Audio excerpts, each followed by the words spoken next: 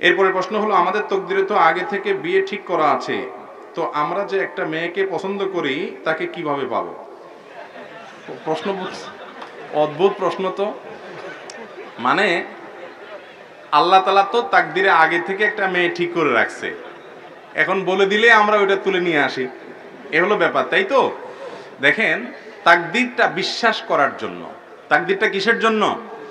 বিশ্বাসের জন্য। তাকদিরটা দেখে দেখে আমলের জন্য না। পার্থক্যটা একটু একটা এক্সাম্পল দিলে সহজে বুঝবেন।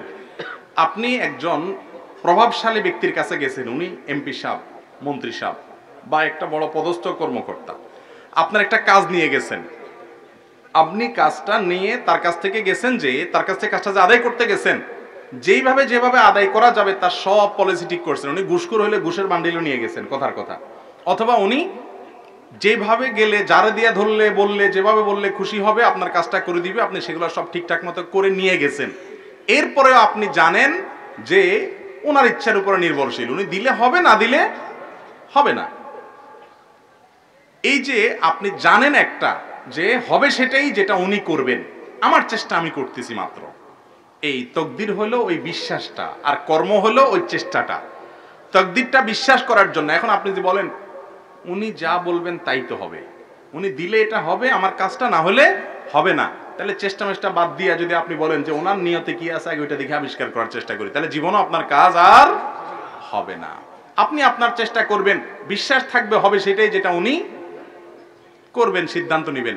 উনি দিলে দিলেন, ওনার মেজাজ মর্জি খারাপ হলে আমি চেষ্টা করার পরেও হয়তো হবে না, সেটা মাথায় রেখে আপনাকে চেষ্টা চালাতে হবে। ঠিক একইভাবে আল্লাহ তাআলা আপনার তাকদিরে কি লিখে রেখেছেন সেটা জেনে তারপর আপনি ওটা করে ফেলবেন, তাহলে তাকদিরের মানে কি? তাকদিরটা হলো আপনি আপনার চেষ্টা করবেন আর বিশ্বাস থাকবে হবে সেটাই যেটা আল্লাহ তাআলা কি করছেন, ফয়সালা করে রেখেছেন। ঘুরে আপনি চেষ্টা করতে থাকবেন ভালো মেয়ে সন্ধান করার জন্য, করতে করতে করতে যেটা কপালে আসবে বুঝবেন ও তোমারে আল্লাহ তাআলা আমার নসিবে রাখছিল। কথা কি বুঝতে পারছি? এরপরে পাওয়ার পরে কদর করবেন খুব, যে সুবহানাল্লাহ, আল্লাহ তাকদিরে লিখে রাখছে এই জিনিস আমার জন্য, এই মানুষটা আমার জন্য, খুব ইজ্জত করবেন তখন। তাকদিরের লেখন আসছে আমার ঘরে, মাশাআল্লাহ। কথা কি বুঝতে পারছি? এখন আপনি পরিশ্রম না করে তাকদিরে কি আছে সেটা দেখার জন্য চেষ্টা করতেছেন। এক লোক ওই নামাজের জন্য ডাকছে আর বলে না, আল্লাহর হুকুম ছাড়া তো কিছু হয় না, আল্লাহ আমার নসিবে নামাজ রাখে না, আপনি চেষ্টা করে লাভ নাই, চলে যান। এরকম কিছু বাদর টাইপের মানুষ আছে না? তো ওই লোক আবার শার্ট টার্ট গায়ে দিয়া সকালে অফিসে যাইতেছে, চাকরি করে, ডিউটি করতে যাইতেছে। তো যে লোক নামাজের দাওয়াত দিচ্ছে সে কলার ধরে বলতেছে, বেটা বয়, কই যাস? কয় কাজ যাচ্ছে। কে কোন কাজ যাবি? আল্লাহ তাকদিরে যা রাখছে তা খাবি, বয়, কোনো কাজ যাইতে পারবি না। তো দুনিয়ার ক্ষেত্রে তো সে আনা ঠিকই বুঝে, অন্য ক্ষেত্রে বুঝে না। তো খোলাসা কথা হলো ভাই, তাকদির মানে কি? আল্লাহ তাআলা কি ফয়সালা রেখেছেন, আমি কি পাবো না পাবো, আমার কর্মের ফল কি দাঁড়াবে আল্লাহ জানেন, এটা আমার বিশ্বাস থাকবে। বিশ্বাসটা বিশ্বাসের জায়গায় থাকবে, কর্মটা কর্মের জায়গায় চলবে। কর্মটাকে বিশ্বাসের সাথে রিলেট করে, বিশ্বাসের উপর নির্ভরে কর্মটাকে থামিয়ে দেওয়া বা কর্মটাকে নির্ধারণ করার নির্দেশ আমাদেরকে করা হয় না। নবী করিম সাল্লাল্লাহু আলাইহি ওয়াসাল্লাম বলেছেন, আমালু, তোমরা তোমাদের কাজ করতে থাকো, যেটা নসিবে লেখা আছে কাজ করতে করতে তুমি সেই জায়গাতেই যাবা। কথা কি বুঝাতে পারছি? অতএব তাকদিরে কোন মেয়ে আল্লাহ লিখে রাখছে ওইটা তাকদিরে ফেরেশতার কাছ থেকে জেনে ওই কান্দরে মেয়ে উঠে নিয়ে আসবেন, এরকম সিস্টেম নাই। কান্দরে না, হাত ধরে আর কি। জি, আল্লাহকে পাইতে কি মাধ্যম লাগে? আল্লাহ তাআলা কোরআনে কারীমে একটা আয়াতে বলেছেন, ওয়াবতাগু ইলাইহিল ওয়াসিলা, তোমরা আল্লাহর কাছে যেতে ওসিলা তালাশ করো। এটা তরজমা আমাদের অনেক হুজুররা করেন যে আল্লাহ বলছেন আল্লাহর কাছে যেতে উসিলা লাগবে, তাহলে এবার কি লাগবে? একজন মাধ্যম লাগবে। এই মাধ্যমরে ধরলে তিনি একেবারে আল্লাহর কাছে আমারে পৌঁছায় দিবেন, অর্থাৎ দালাল লাগবে, মাধ্যম লাগবে না ভাই। এই আয়াতের অর্থ এটা না। বাংলা উসিলা আর আরবি আল্লাহর আয়াতের উসিলার অর্থ এক না।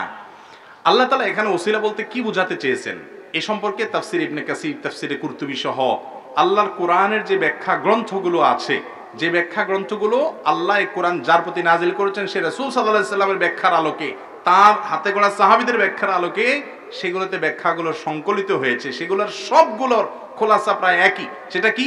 অবতাগু ইলাইহিল ওয়াসিলা মানে হলো তোমরা আল্লাহর আনুগত্য করে, আল্লাহর কথা শুনে ইবাদত বন্দেগী করার মাধ্যমে আল্লাহকে সন্তুষ্ট করার পাওয়ার চেষ্টা করো। এটা হলো আল্লাহকে পাওয়ার মাধ্যম।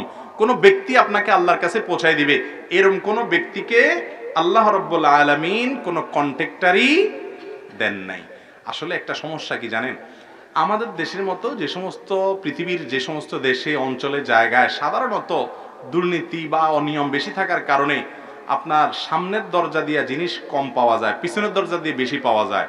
হ্যাঁ, সামনের দরজা দিয়ে কি নাই, টিকিট নাই, টিকিট শেষ, কিন্তু পিছনে ঠিকই কালোবাজারের কাছে টিকিট আছে। এরকম টেবিলের উপর দিয়ে কিছু নাই, তল দিয়ে হাত ঢুকে পয়সা দিলে ঠিকই হয়। আমরা মনে করি আল্লাহর কাছে বোধহয় এরকমই একই সিস্টেম, মনে হয় ডাইরেক্ট আমল টামল করে হবে না, আল্লাহ কিছু দালাল টালাল হুজুররা আছে, এদেরকে কিছু গোষ্ঠীর দিয়ে দিলে মনে হয় পার হয়ে যাবে। এটা ভুল ধারণা। আল্লাহর কাছে এই সমস্ত কোনো দালালের সিস্টেম, আমল যে করবে আল্লাহকে সে পাবে, আমল করবেন না হুজুররে টাকা পয়সা দিয়ে ভাষায় ফেলবেন, তাতে কিছুই লাভ হবে না, এরকম কোনো সিস্টেম আল্লাহর কাছে নাই। আমল করতে হবে সরাসরি। আল্লাহ রাব্বুল আলামিন তার নবী করিম সাল্লাল্লাহু আলাইহি সাল্লামের কাছের মানুষ আত্মীয় স্বজনদের অনেককে জাহান্নামে দিবেন, দিবেন কি দিবেন না? তার চাচা আবু তালেব, তাকে পেলেছেন সারা জীবন, অথচ তার জাহান্নামে সবচেয়ে সহজ মানে সবচেয়ে কম শাস্তি তিনি পাবেন, তাও তাকে যেতে হবে সেখানে। বুখারীর হাদিসে আসছে। কেন? কারণ হলো তিনি নবী করিম সাল্লাল্লাহু আলাইহি ওয়াসাল্লামের প্রতি ঈমান প্রকাশ করেন নাই। এজন্য নিজের ঈমান আমল থাকলে আপনি মুক্তি পাবেন, না থাকলে আপনি কোনো হুজুরের দোস্ত হইলেও কোনো লাভ হবে না। হ্যাঁ, এরপরে প্রশ্ন হলো মাজারে কি কোনো ইবাদত আছে? ভাই, মাজারে কোনো ইবাদত আছে? মাজারে ইবাদত আছে, একটা আমল আছে। সেটা কি? মাজার মানে জিয়ারতের জায়গা, মানে কবর। যে কোনো কবরকে কি বলা হয়? মাজার। মানে জিয়ারত করার জায়গা। কবরস্থানে গেলে একটা আমল আছে, এটা হলো কবর জিয়ারত। সে আমলটা কি ভাই? কবর জিয়ারত। সালামুন আলাইকুম দারা কওমিন মুমিনিন ওয়া ইন্না ইনশাআল্লাহু বিকুম লাহিকুন, নাসাল্লাহু লানা ওয়া লাকুমুল আফিয়া। হে ঈমানদার বাসিন্দা যারা এই কবরে শুয়ে আছো, তোমাদের প্রতি শান্তি বর্ষিত হোক। আমরা তোমাদের পেছনে আসতেছি, আমরাও এই জায়গায় আসব, তোমরা আগে গেছো, আমরা পরে আসব। আল্লাহর কাছে তোমাদের সুখ শান্তি প্রশান্তি আখিরাতের জীবনে এটা দোয়া করি, কামনা করি। বাস এই দোয়া পেশ করবেন, এটাই হলো কবরে যাওয়ার আমল। কবরে যাওয়ার পর সেখানকার মানুষের কাছ থেকে কোনো কিছু চাওয়া, দোয়া করা, মোমবাতি আগরবাতি জ্বালানো, ফুল দেওয়া, এরকম কোনো আমলের কথা কোরআন হাদিসে নির্দেশ করা হয় নাই। সেখান থেকে যদি কিছু পাওয়া যাবে, তার কাছে অলৌকিক শক্তি আছে, আপনি বিশ্বাস করেন, তাহলে সেটা আপনার ঈমানের জন্য ক্ষতিকর বিশ্বাস। এটা কোনো মুসলমানের বিশ্বাস হতে পারে না। ওয়াইদা সাআলতা ফাসআলিল্লাহ ওয়াইদা ইসতাআনতা ফাসতাইন বিল্লাহ। নবী সাল্লাল্লাহু আলাইহি ওয়াসাল্লাম বলেছেন, কিছু চাইলে আল্লাহর কাছে চাইবা, সাহায্য চাইলে আল্লাহর কাছে সাহায্য চাইবা। আল্লাহ তাআলা